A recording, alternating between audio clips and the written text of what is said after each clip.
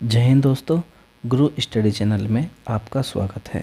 आज हम इस वीडियो में मध्यकालीन भारत के एक नए टॉपिक उत्तर भारत के क्षेत्रीय राज्य पर चर्चा करेंगे। जो उत्तर भारत के जो क्षेत्रीय राज्य थे उनमें कौन कौन से, जैसे उड़ीसा हुआ, असम हुआ, ठीक, कश्मीर हुआ, इन पे हम थोड़ा चर्चा करेंगे। चलिए हम शुरू करते हैं। जैसे असम के अहोम।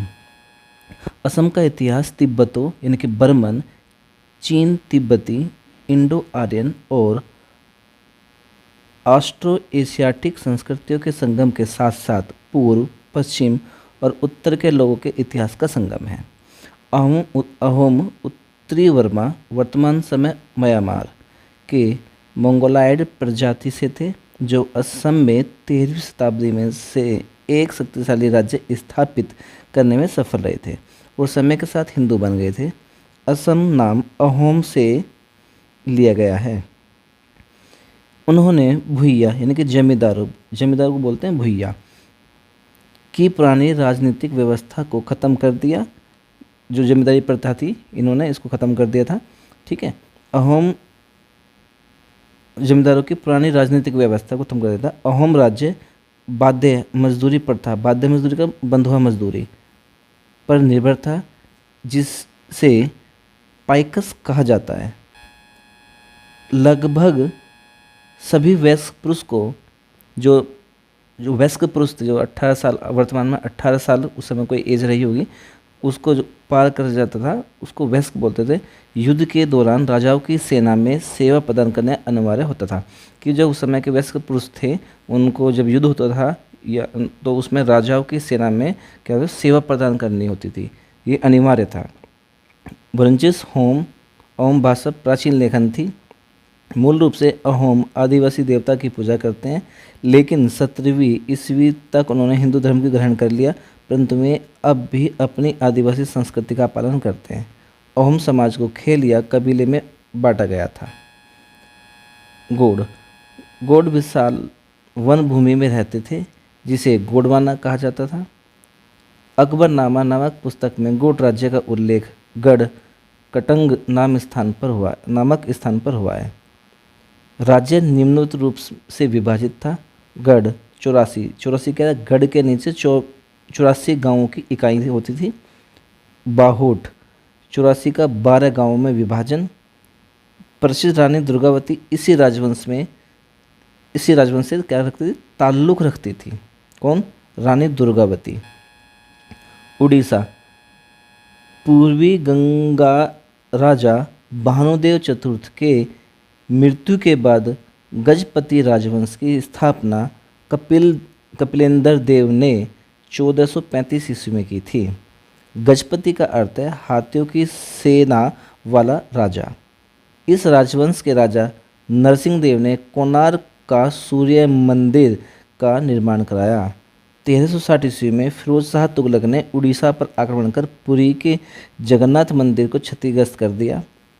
15वीं सदी के मध्य में गजपति शासकों का उदय हुआ था तथा उनके द्वारा लोधी काल के अंत तक उड़ीसा पर शासन किया गया था। मेवाड़ आधुनिक उदयपुर। मेवाड़ या उदयपुर राज्य को मूल रूप से मेदपाट कहा जाता था और समय के साथ मेदपाट नाम मेवाड़ हो गया। दिलचस्प बात यह है कि मेवाड़ के शासकों ने महाराजा यानी कि राजा के स्थान पर महाराणा, प्रधानमंत्री या संरक्षक शीर्षक का इस्तेमाल किया। गुलहोत राजवंश के अंतर्गत मेवाड़ एक प्राचीन राज्य था, जिसकी राजधानी नागदा थी। दिल्ली सुल्तानों के आक्रमण के पश्चात नई राजधानी चित्तौड़ हो गई थी।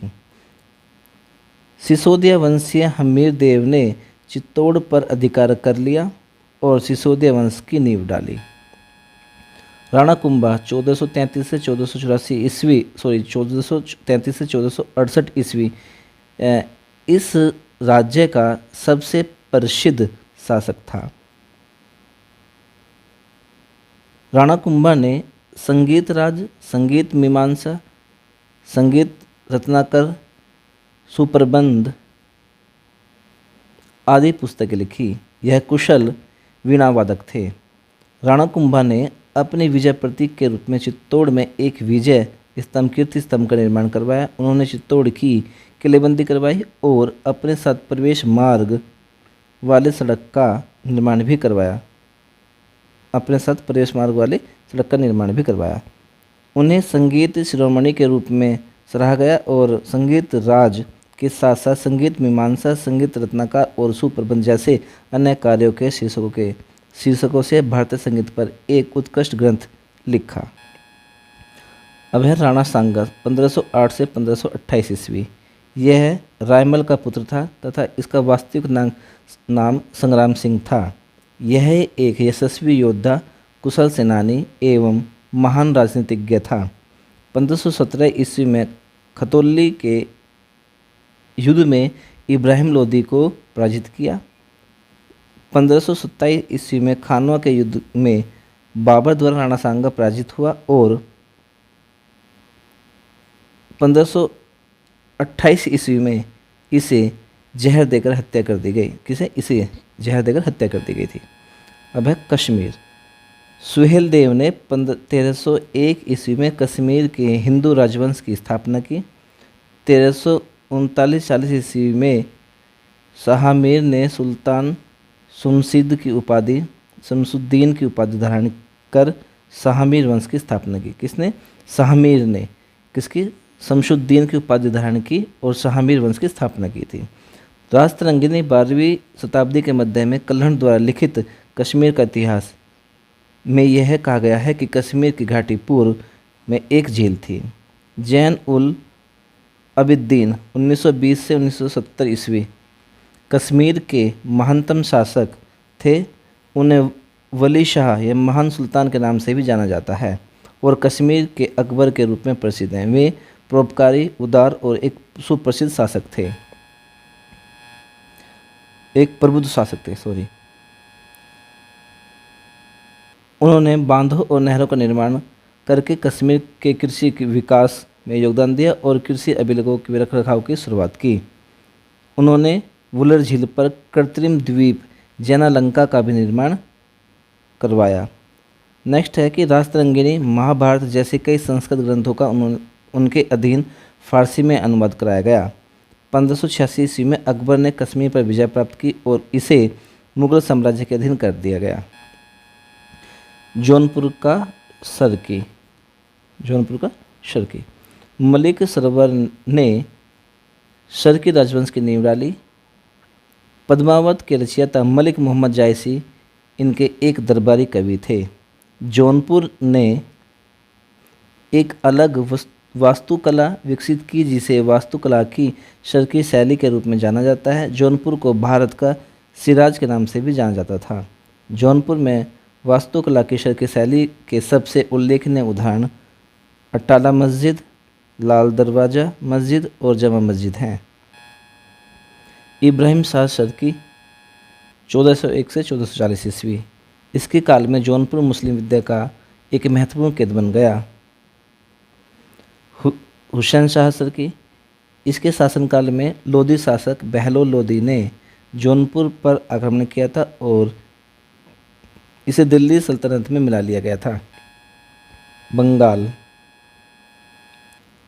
1345 ईस्वी में अलाउद्दीन के एक सरदार शमसुद्दीन इलियास शाह ने इलियास वंश की स्थापना की। इसके प्रमुख शासक कौन कौन रहे? सिकंदर शाह इलियास 1357 से 1389। इसने पांडुआ में अदीना मस्जिद का निर्माण कराया था। गयासुद्दीन आजम शाह 1389 से 1409 ईस्वी। यह एक न्यायप्रिय शासक था। इसने चीन में एक दूत मंडल भेजा था। रकनुद्दीन बारबक शाह 1459 से 1474 ईस्वी। यह बंगाली साहित्य का एक महान संस्थापक था। इसके काल में मालाधर बासु ने श्री कृष्ण विजय की रचना की एवं मालाधर बासु को गुणराज खान की उपाधि दी। इसके काल में कृत्तिवास ने रामायण का बांग्ला भाषा में अनुवाद किया था। नुसरत शाह 1519 से 1532 ईस्वी। इसने गौड़ में बड़ा से सोना मस्जिद एवं कदम रसूल मस्जिद बनवाई। इसके समय काशीराम द्वारा महाभारत का बांग्ला भाषा में अनुवाद किया गया। आशा करता हूँ आपको ये वीडियो पसंद आई होगी। कृपया लाइक करें, शेयर करें, सब्सक्राइब करें और कमेंट करना ना भूलें। जय हिंद, जय भारत।